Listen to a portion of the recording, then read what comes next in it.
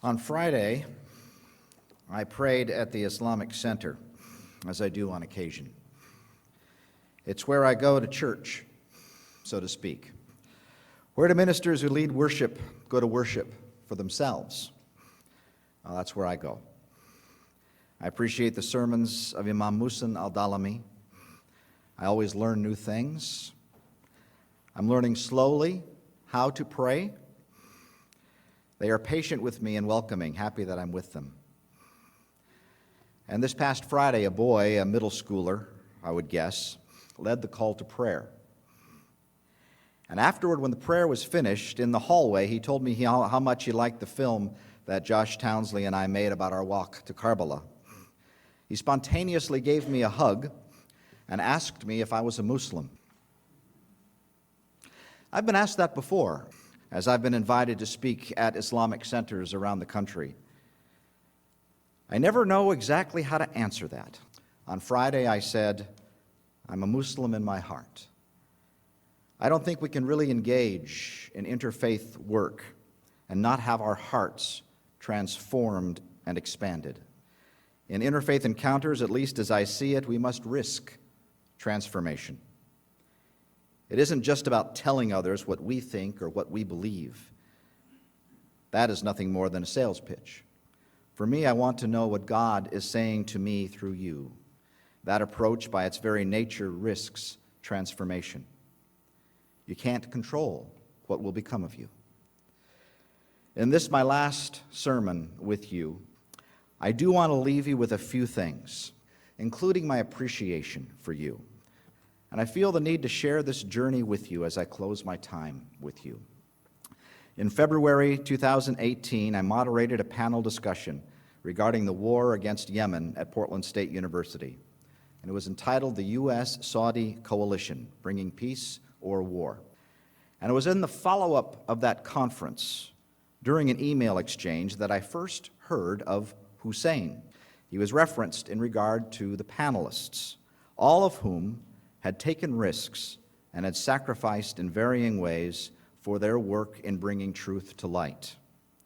All of the panelists, including Kevin Barrett and Muhammad al-Nimr, were and are truth tellers. They told inconvenient truths about the powers that be. And that is how I was introduced to Imam Hussein, peace be upon him, is what we say in to honor these figures. He was a truth teller, and he was martyred for embodying the truth. I knew nothing else about him except that, and I wanted to learn more. So when I went to Karbala, Iraq for Arba'een, I did learn more about Hussein, the grandson of the Prophet Muhammad, not only intellectually, but also spiritually.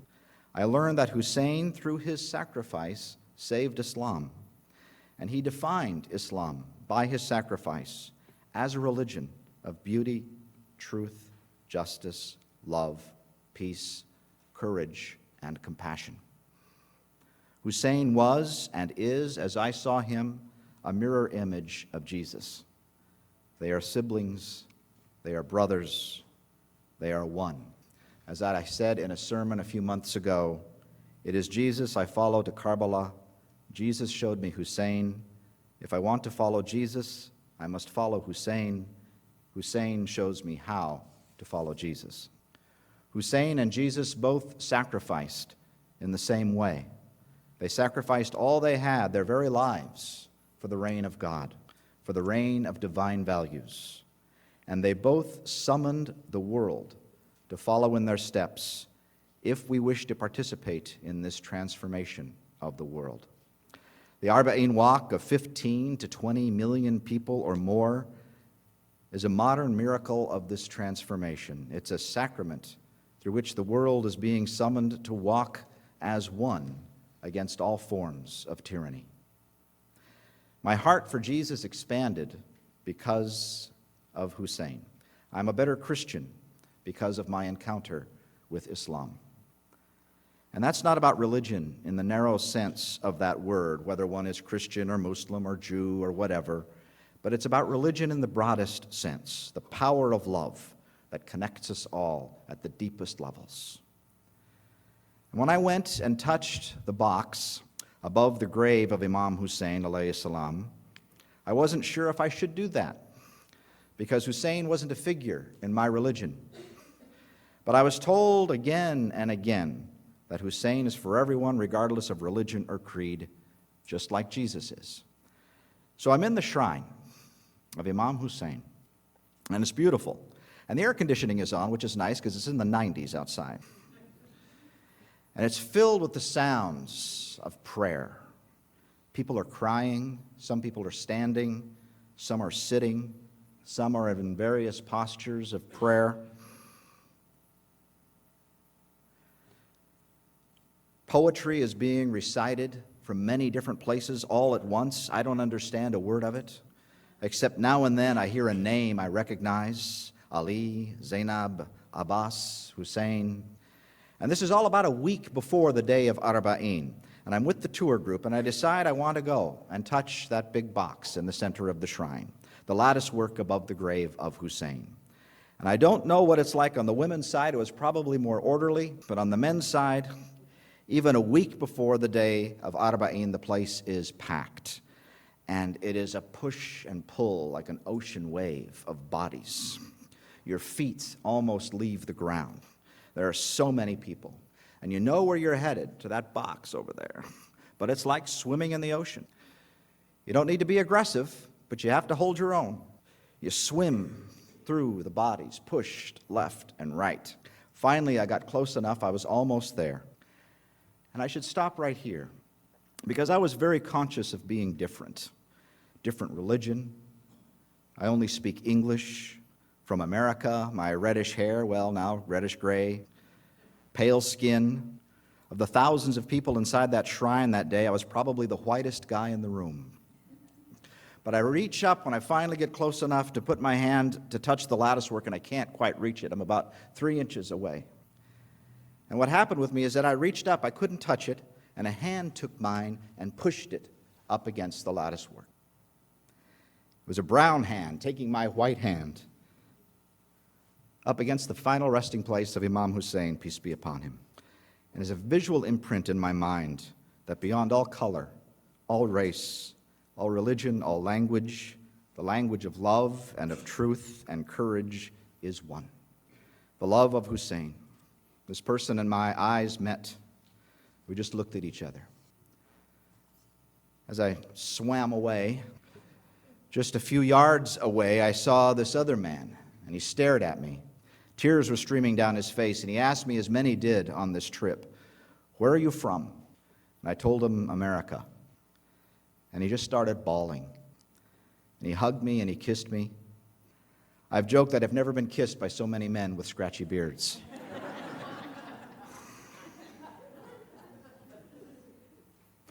But what is this? It's Iraq, a country that felt post-apocalyptic to me. I, like many of us Americans, watched from a distance as our leaders led us into war and lied us into war, destroyed Iraq, and then ignored its suffering. Nobody goes there. The travel agent laughed at me when I asked her. Nobody that I know except my brother-in-law. He's a professor at NYU, and he goes often to the northern part of Iraq because of his work in peace building with the University of Kirkuk. But besides my brother-in-law and soldiers, I knew of no one who had been to Iraq, a country that Americans like me need to visit, a country devastated by the demonic, by lies and wars, by bombs and depleted uranium, by hatred from outside powers, mercenary terrorists, and puppet tyrants the people left to fend for themselves. The U.S. State Department tells Americans not to go to Iraq. Too dangerous, bad, whatever. What did I find? I found love. I found tears. I found joy. I found hope. I found my heart had expanded. A Christian American was embraced and shown the love of Hussein, alayhi salam. My heart was expanded. Courage is the result of an expanded heart. With courage is insight to tell the truth as best as you know it when you need to tell it. That doesn't mean I know truth more than others. It doesn't mean I'm not wrong. I'm wrong often. Courage is admitting it and learning from it. Courage does not mean selling you my truth. It doesn't mean that. Hearts do not expand that way. You tell what is true as you know it, and you live what is true, and God does the rest. But it does mean that I cannot, nor can any of us, be afraid of what we know or of what we learn because of this discomfort of truth to me or to others or to the powers that deceive. I included in today's order of worship 3 different quotes from Dr. David Ray Griffin. Dr. Griffin, in my opinion, is the most important Christian theologian in the 21st century. And the reason I make that very bold statement is because of sacrifice. He held on to what he believed to be true, not only true, but important for justice, despite misunderstanding, ridicule, name-calling, and marginalization. He communicated what he believed to be true at the very point when and where it matters most. I'm going to add Dr. Kevin Barrett to my list of the most important Muslim scholars of our time as well, for the very same reason, sacrifice. He communicated what he believed to be true at the very point when and where it matters most. And he did so at great risk to himself and at great loss. That is the type of sacrifice that is in the spirit of Jesus and Hussein, peace be upon them both. And that is what I want to leave with you, my dear beloveds at Southminster. Hold to your truth.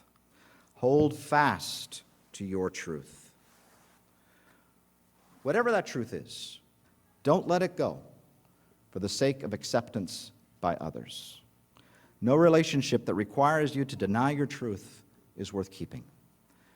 Do know that if you do hold fast to what you know is true, and this truth is in order to goodness, it will at some point require sacrifice.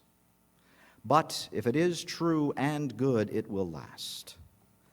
It will resurrect beyond death. It will live and save.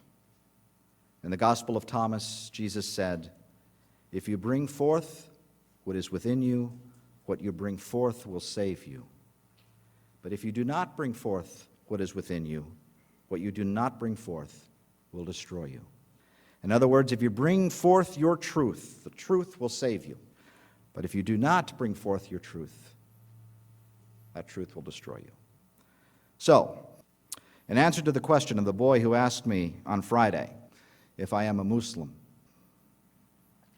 I will leave that for God to judge whether or not I'm worthy to be called a Muslim. For my part, I will trust the brotherhood of Jesus and Hussein as bringers of divine values. May we all embrace these values, regardless of our religion.